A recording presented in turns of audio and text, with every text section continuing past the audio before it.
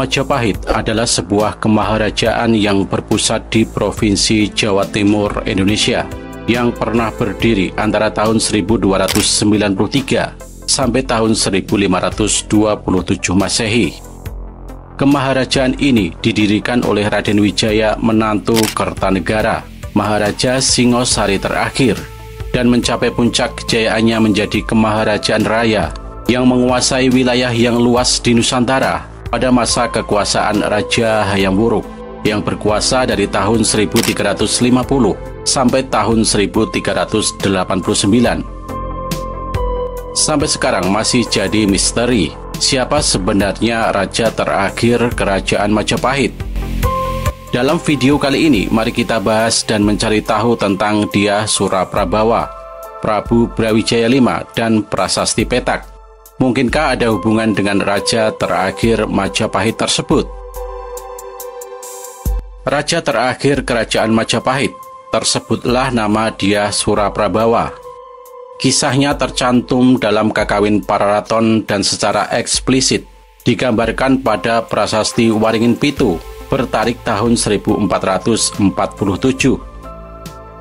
Dari Prasasti Pamintihan pada tahun 1473 terbukti bahwa yang dimaksud dengan gelar Anumerta Samukta Ringkadaton I Akar pada tahun 1400 ialah Dyah Suraprabawa. Jadi Dyah Suraprabawa mangkat pada tahun 1478. Pada buku Pemugaran Persada Sejarah Leluhur Majapahit, pernyataan Pararaton tentang pengganti Hyang Purawisesa itu didahului oleh dua hal, yakni pengisi tahta Kerajaan Tumapel.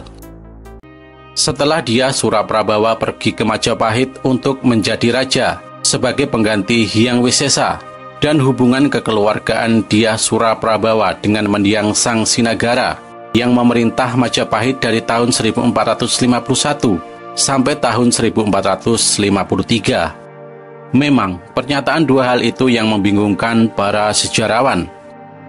Hal yang pertama bertalian dengan Bre Pandansalas yang naik tahta di Kerajaan Tumapel pada tahun 1466. Sebab tahta Kerajaan Tumapel itu kosong disebabkan kepergian Dyah Suraprabawa ke Majapahit untuk menjadi raja di sana. Ditambahkan bahwa Bre Pandansalas hanya memerintah Tumapel selama 2 tahun saja. Sesudah itu dia meninggalkan keraton. Hal yang kedua mengenai aluran Dyah Suraprabawa dengan Sang Sinagara.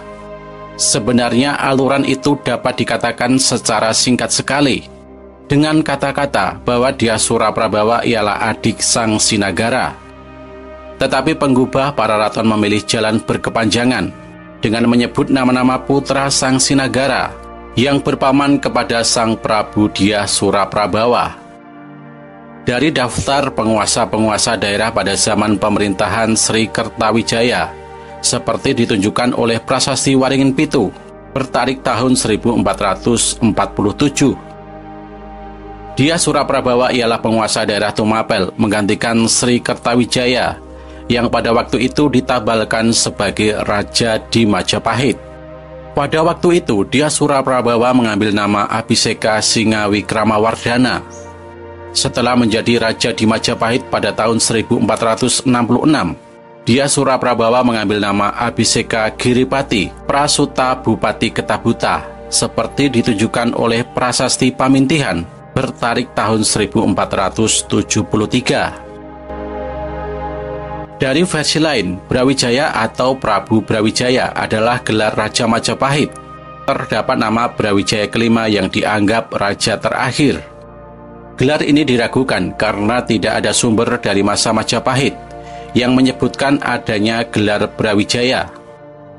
Istilah Brawijaya baru muncul dalam karya-karya sastra berbentuk babat dan serat, seperti Babat Tanah Jawi, Serat Kanda dan Serat Darmo Gandul, serta sumber cerita rakyat. Nama Brawijaya masih menjadi misteri. Nama itu tidak pernah dijumpai di naskah Negara Kretagama dan Pararaton atau prasasti-prasasti peninggalan Kerajaan Majapahit. Nama Brawijaya berasal dari kata Brawijaya. Gelar Bra adalah singkatan dari Batara yang bermakna baginda. Sedangkan gelar Bre yang banyak dijumpai dalam para raton berasal dari gabungan kata Brai yang bermakna Bagindadi. Dengan demikian, Brawijaya dapat juga disebut Batara Wijaya. Berdasarkan babat tanah Jawi, tidak terlalu jelas tentang Brawijaya, nama gelar atau nama seseorang. Brawijaya kelima dalam babat tanah Jawi dan Serat Kanda diberitakan wafat pada tahun 1478 Masehi akibat serbuan putranya Raden Patah. Serat Kanda menyebut Brawijaya kelima sebagai putra pasangan Damar Wulan dan Kencana Wungu. Pasangan ini sebenarnya adalah Wikramawardhana dan Kusumawardhani. Keturunan mereka yang menjadi Raja Majapahit adalah Sri Suhita dan Wijaya Parakrama Wardaya Dyah Kertawijaya yang bertahta antara tahun 1447 Masehi sampai tahun 1451 Masehi. Berdasarkan urutan Raja Majapahit setelah Raden Wijaya, Kertawijaya menempati urutan kelima, maka Kertawijaya disebut juga sebagai Brawijaya kelima. Berdasarkan prasasti Jiu pada tahun 1486 Masehi, yang menjadi Raja Majapahit adalah Girindrawardhana Dyah Ranawijaya, putra bungsu Raja Sawardhana Dyah Wijaya Kumara. Dyah Ranawijaya keturunan ke-6 Raden Wijaya dan Raja Patni Dyah Gayatri, karena dapat dikatakan pula sebagai Brawijaya. Dalam catatan Tom Peirce, pengembara Portugis yang datang ke Jawa Timur pada tahun 1513 Masehi dan berdiam di Malaka antara tahun 1512 Masehi sampai tahun 1515 Masehi, ditulis kisah perjalanannya dalam buku Summa Oriental atau Catatan Dunia Timur. Tom Peirce menulis, Raja Jawa saat itu adalah Batara Vigyaya dan raja sebelumnya adalah Batara Mataram yang menggantikan ayahnya Batara Sinagara. Tokoh ini yang dimaksud Tom Peirce sebagai Batara Vigyaya. Ranawijaya yang pernah menjadi Bre Kertabumi dikenal pula dengan nama Brawijaya kelima. Sedang di naskah kronik Cina yang ditemukan dalam kuil Sampokong di Semarang mengisahkan akhir kerajaan Majapahit sampai berdirinya kerajaan Pajang. Tentang prasasti Petak. Prasasti ini ditemukan di Desa Petak, Kecamatan Trowulan, Kabupaten Mojokerto, Jawa Timur. Prasasti ini berisi tentang penganugerahan tanah Pradesa Petak oleh pihak Istana Majapahit kepada Brahmaraja Ganggadara. Penganugerahan tanah ini merupakan balas jasa atau bantuan Brahmaraja Ganggadara dalam membantu kejayaan dan kemenangan Majapahit melawan Mungwing Jinggan pada perang dengan pihak Majapahit, 4 putra Sang Sinagara. Sayangnya, sumber sejarah yang valid mengenai detail kehidupan Brahmaraja Ganggadara tidak tersedia. Prasasti Petak merupakan salah satu dari 16 prasasti peninggalan Kerajaan Majapahit yang terkenal dan punya nilai legenda. Prasasti Petak ditemukan oleh arkeolog Belanda bernama N.G. Krom pada tahun 1932. Prasasti ini terbuat dari batu andesit dengan ukuran tinggi 1,5 meter dan lebar 1 meter. Isi prasasti ini ditulis dalam bahasa Jawa kuno menggunakan aksara Kawi. Prasasti adalah peninggalan sejarah masyarakat zaman kerajaan yang terbuat dari bahan yang tahan lama dan awet, ditulis dalam bahasa Jawa kuno, misalnya bahasa Sansekerta, dalam bentuk maklumat, piagam, undang-undang, dan surat keputusan. Banyak sekali jumlah prasasti yang ditemukan di seluruh pelosok Nusantara. Prasasti-prasasti tersebut menjadi sumber informasi penting bagi para sejarawan untuk mempelajari sejarah Indonesia. Dalam konteks hubungan antara prasasti Petak dengan Kerajaan Majapahit, prasasti Petak menunjukkan bahwa Brahmaraja Ganggadara telah membantu kejayaan dan kemenangan Majapahit melawan Mungwing Jinggan pada perang dengan pihak Majapahit.